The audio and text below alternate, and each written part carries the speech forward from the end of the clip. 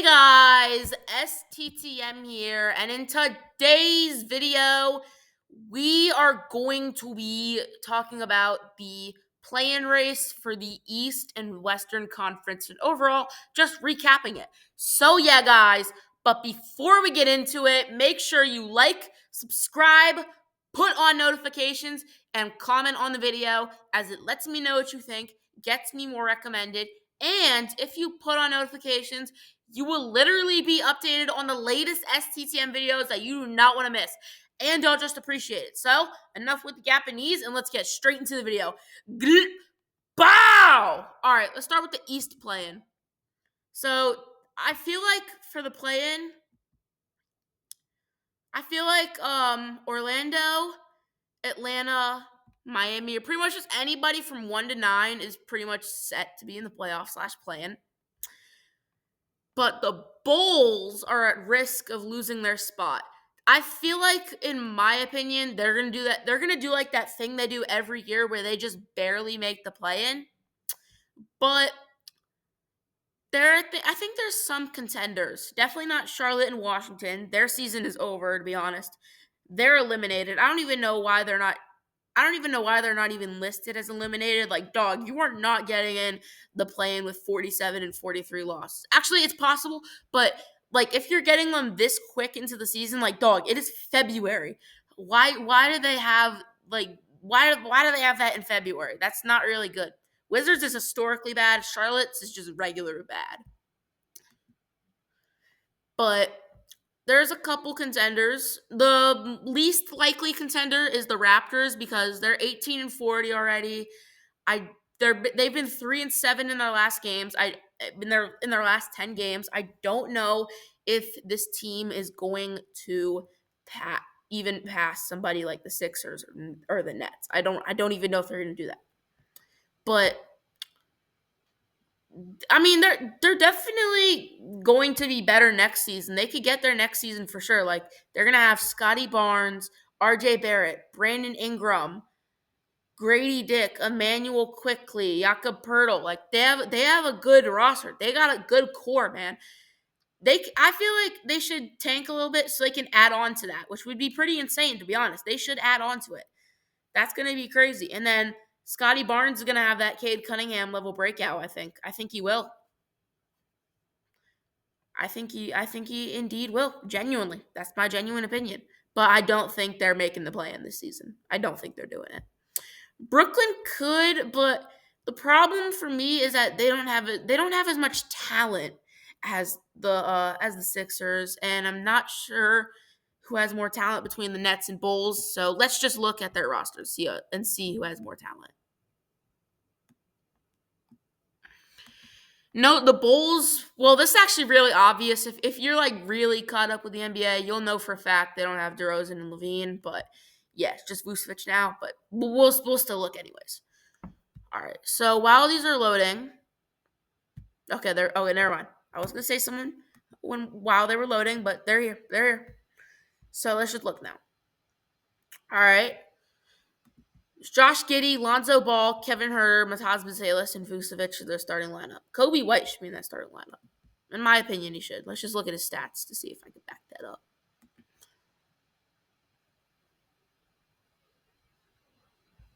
I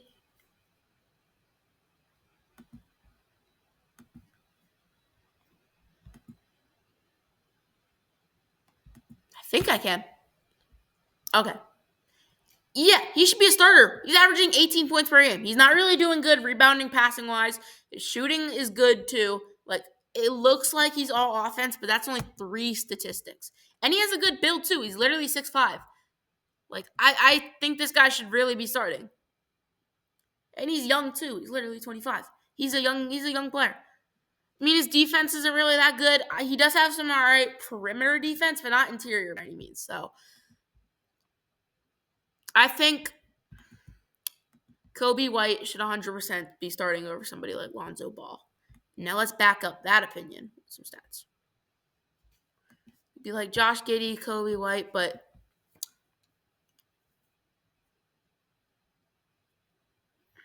yeah, I think Yeah, Kobe should be starting over Lonzo. Like Lonzo has the same rebounding and assists, is the same passing and rebounding as Kobe, but he is averaging less and has a worse shot this season. So I think, no offense to LeVar, no offense to LeVar Ball, but your son should not be starting for the Bulls. I'm sorry. And then, so I think overall, Brooklyn has Chicago has a good set of talent, but let's look at Brooklyn. Okay. Yeah, I think it's pretty self-explanatory. Chicago has more talent between the two. Brooklyn really only has Cam Thompson. Don't get me wrong; they have good players like Cam Johnson's a good player. So is Nick Claxton, D'Angelo Russell. But for me, D'Angelo Russell and Cameron Johnson are not like big stars. Like for me, I like the Bulls' talent a little more. I think Cam Thomas is better than Nikola Vucevic, so the Nets have the better number one option. But the Bulls have more talent overall because if I had to do a battle between their big threes, which the Nets is Cam Thomas, Cameron Johnson, and D'Angelo Russell, right? For the Bulls, it's Nikola Vucevic, Kobe White, and Josh Giddey. That Bulls big three is winning. So I don't think the Nets have enough talent to keep up with the Bulls, and I don't think the Sixers will keep up with the Bulls either. And I don't think the Sixers are keeping up with Chicago because they literally have so they have Joel Embiid, Tyrese Maxey, and Paul George on the same roster. And they're 20 and 37. I don't think this means that the Sixers will catch up to the play-in. I don't think anybody's going to catch up to Chicago, but if I had to pick one that would most likely catch up, it's probably Philadelphia, to be honest. But Philadelphia has not put it together. Now let's look at the West. The West is a more intense play-in race, sure. Yeah, definitely more intense. But let's look at it. There's a lot of ways this could go. We all know for a fact that Utah and New Orleans will be competing for a top 3 pick. That they'll be getting top 3 picks most likely, or top 5. If they're getting outside of top 5, then the lottery might be rigged. But they're definitely out 100%. They've got 43 losses this fast in the season. They can't really, and they definitely can't catch up with their competition in the West. So let's now look. All right. Do I think anybody's going to steal a spot? I think all 3 of these teams realistically could. It's most likely Phoenix for anybody were to steal a spot. I mean, Portland's getting red hot as a recent 2-game win streak. They do have a lot of opponents worse than them, so they can get a couple wins to catch up with Phoenix. And Phoenix is on a losing streak, so maybe Portland could pass Phoenix. Maybe Portland could pass Phoenix. San Antonio might be over because of the Wemby injury, but they did get De'Aaron Fox, and they still have a bunch of other great players. So they're still in for sure. They're definitely on the race with Phoenix, Portland, and Sacramento. Dallas might lose a spot.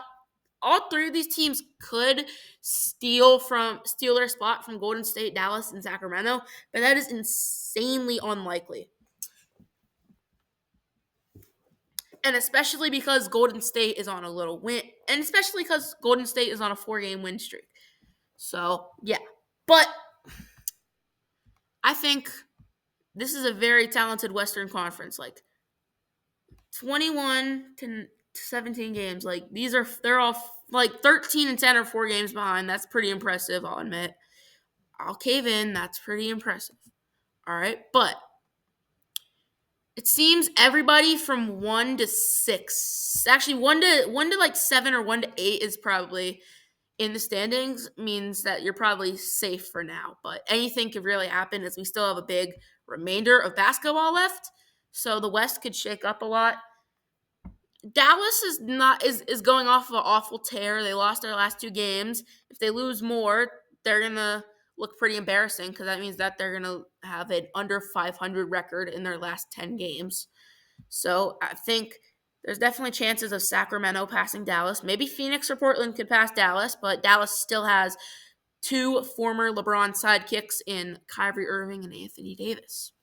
So I think that's looked a lot more talented than the Booker KD duo. So I definitely talked a lot more about the East Conference plan. I should have talked a lot more about the West, but I got to express my opinions on both play-in races. I got to express both my opinions on the play-in playoff races, or whatever you like to call them. But STTM is now out. See y'all next time. Road to 500 subs!